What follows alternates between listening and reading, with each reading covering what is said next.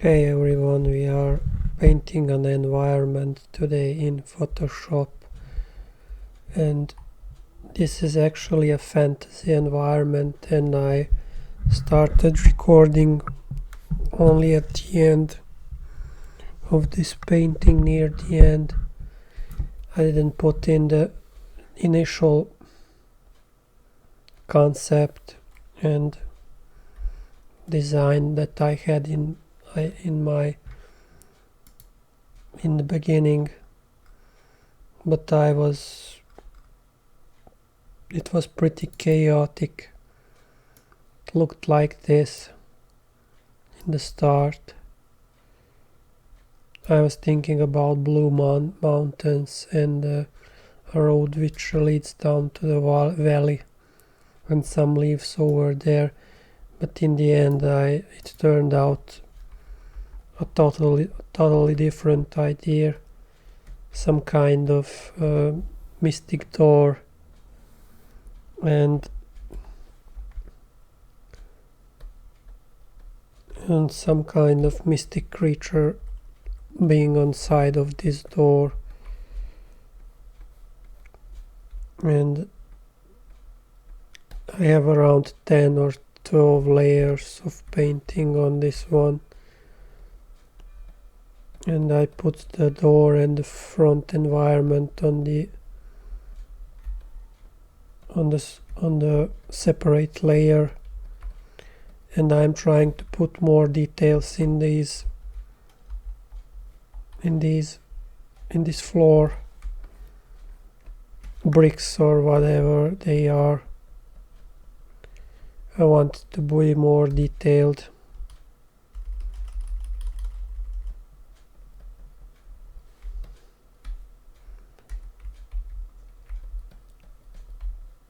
I want this part to be detailed, but I don't want to make it too much for details. Some chaotic rocks from an ancient civilization, and there are some buildings beside here,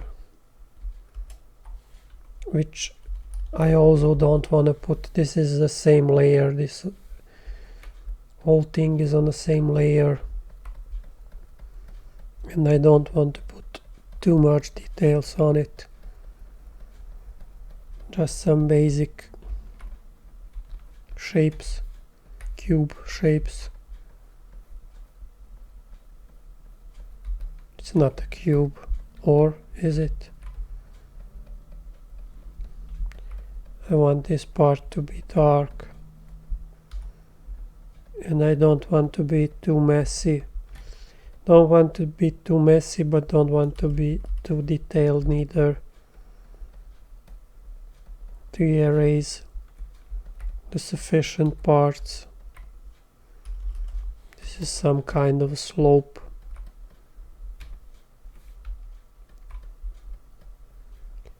Which will look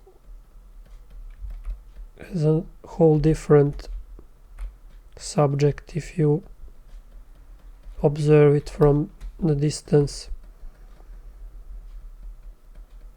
All I want to say is that when you zoom in the picture at mega close details, it will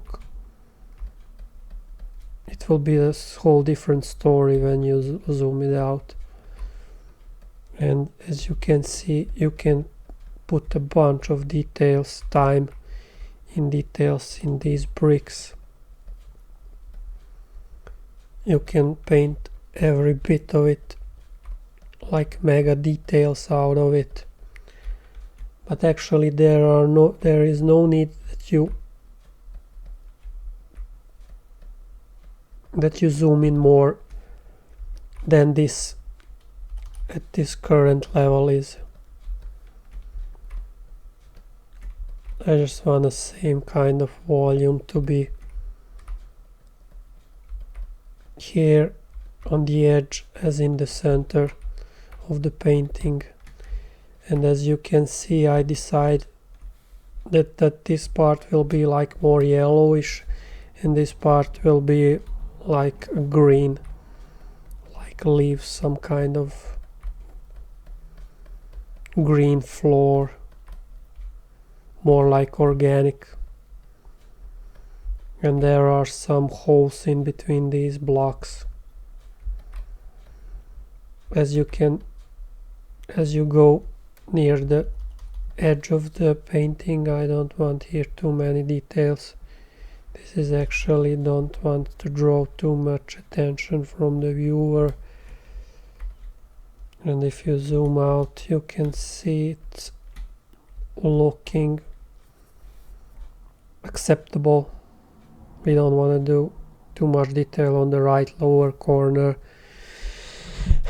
And the idea was first that I put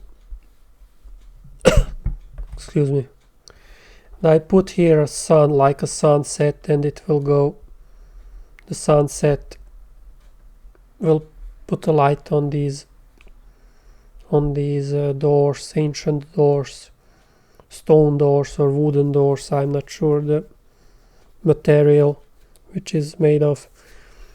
And then later I realized that I want this to be a valley. This is the road down to some kind of valley. You can go around, and in this valley you can see this is a sunset in the background, but in the valley down is like some kind of fire burning, like a ritual or some kind of campfire. And I want to put more details on this stone here, on the lower part of this stone.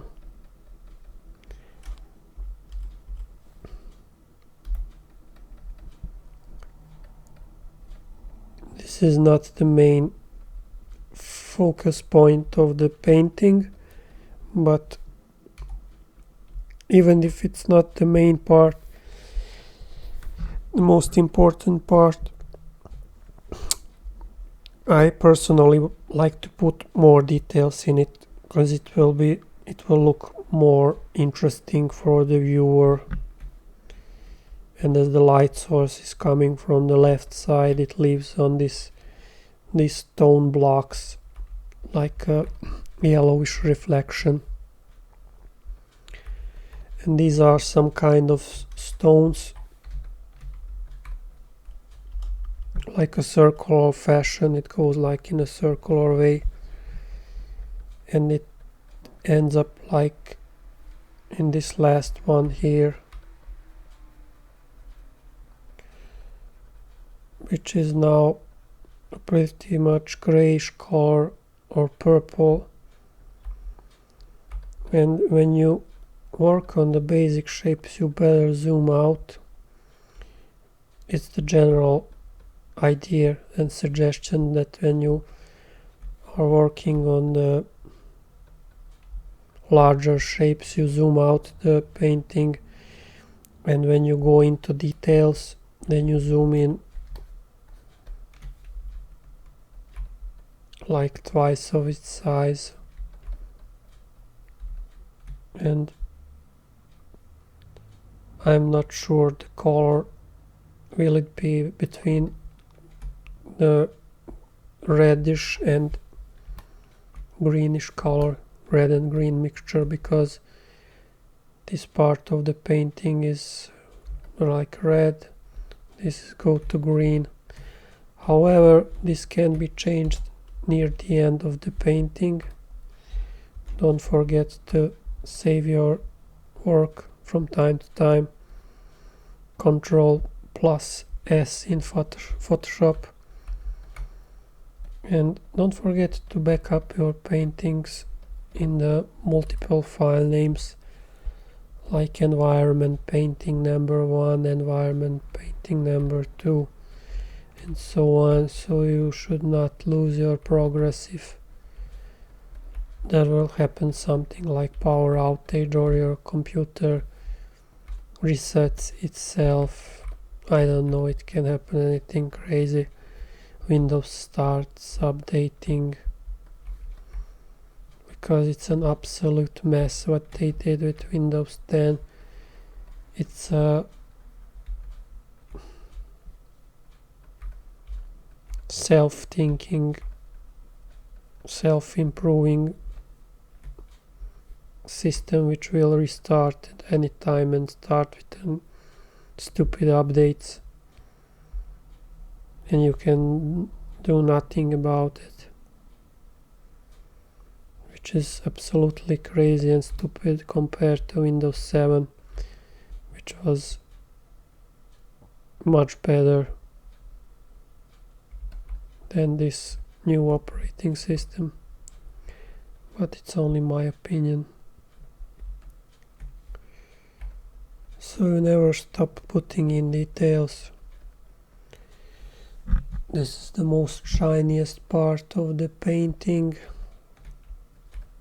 most brightest part, because our light source is coming from below, and in some moments I'm not sure what to do further. Then I just stop painting and continue later on, wait a day or few hours. It's a messy work.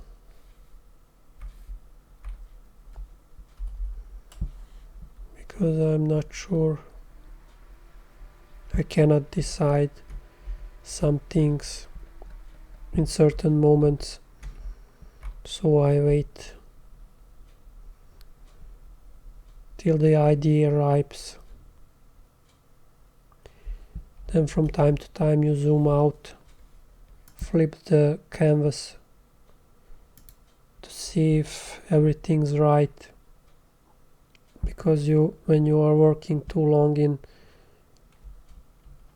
one state of fixed image, your eyes will get used to the shapes, and when you flip it suddenly you can see the mistakes and errors that you didn't saw before. And now I need to decide what am I gonna do with this part of the door. Will it be more bright or darker on this side? Not sure yet, but this is all on the same layer. You think you can see the layers on this side if I move the recording area. I hope it works.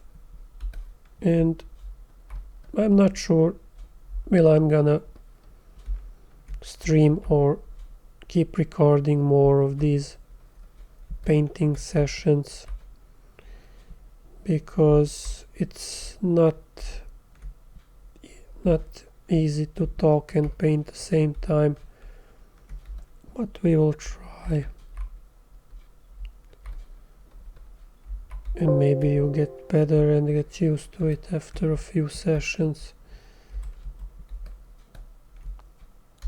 You get much more concentrated and get more results if you listen to some music and don't talk. So I'm still not sure what the background story for this painting is, like some kind of magical valley or something similar. And I still don't like this part of the painting. It's like I messed up the background layer or something, I'm not sure yet. Seems like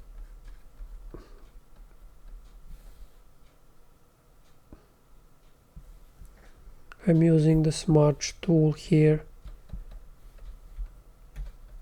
I'm using the smudge tool pretty often, 50% of the time in my paintings, because you can make clean, sweet transitions with the smudge tool, not to be too messy. You can go all over on these areas to kill some pixels which are too sharp and make things look more slider. Then switch to brush. I messed up, I'm on the wrong layer. I was on the wrong layer. That happens from time to time. It's not a big deal. Then you can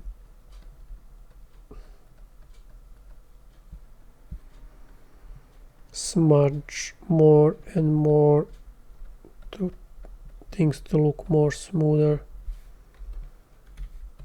And actually, I think I am close to ending this painting.